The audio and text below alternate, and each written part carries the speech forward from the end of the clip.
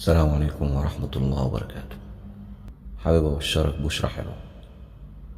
في مشكلة عندكم إن شاء الله بإذن الله هتتحل، والمشكلة دي لو ليك أنت هتتحل أو أنت اللي هتحلها.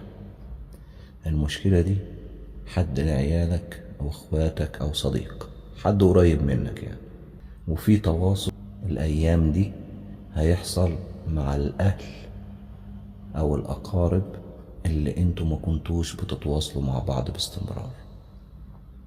يعني هيكون في تواصل كده هادي وحلو وجميل غير الفترات اللي فاتت. ولو في زعل ما بينكم وبين حد من الأهل هيتم الصلح. بس أنا عايزك وعايزك تدعي الدعوة الحلوة دي: اللهم القلب وما دعا، والخير فيما ترى، يا رب حقق لي أمنيتي وبشرني بما أنتظر.